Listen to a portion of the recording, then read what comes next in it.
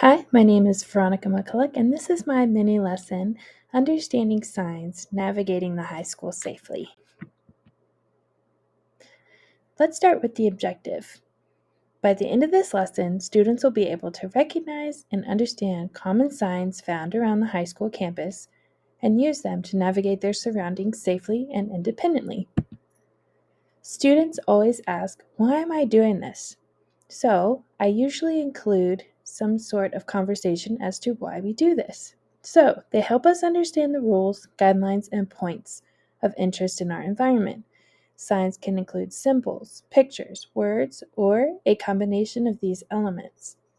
Signs are visual representations used to convey information, instructions, warnings, or directions. Then you will want to introduce the lesson, which would take about 2 minutes. So you'll begin the lesson by explaining to students the importance of signs in their daily lives, particularly at school, where they play a crucial role in keeping us safe and organized. Show them a few examples of signs commonly found in the school environment, such as stop signs, restroom signs, and exit signs. Questions to ask while you're doing the introduction. Why do you think we have so many signs posted throughout the building? Can you name some signs you have seen at school and what they mean? Have you ever noticed signs outside the school building like stop signs, pedestrian crossings, or speed limit signs? Why do you think these signs are crucial outside of school too?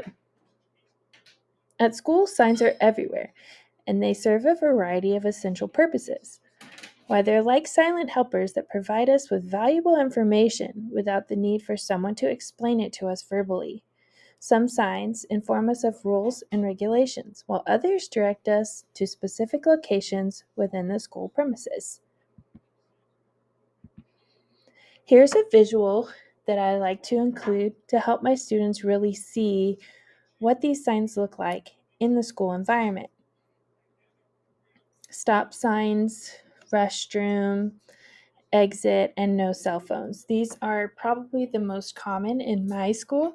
It may differ in your school.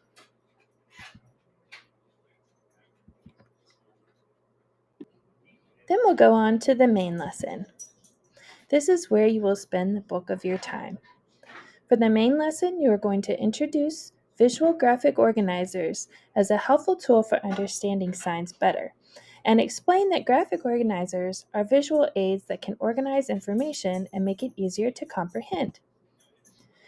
These are an example of something that I pulled from Teachers Pay Teachers. I actually use this in my classroom right now.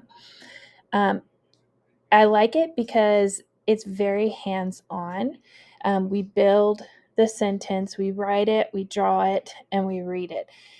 This really helps to reinforce what I am teaching at the time. So I don't always have to use the same one. And if you look at the lesson plan, it actually has a link to where you can find this if you're interested in using it as a graphic organizer for your students.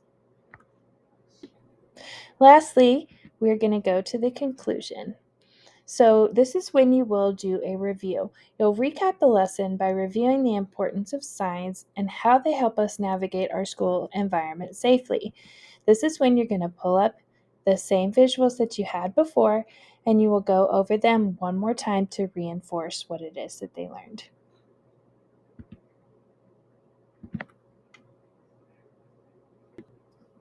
Thank you for looking at my mini lesson, Understanding Signs and Navigating High School Safely. This is a reminder that I do teach special needs students, IQ 70 or below. So this uh, this lesson plan is really for students who have a lower IQ, but it is extremely helpful, especially when it comes to the real world navigation.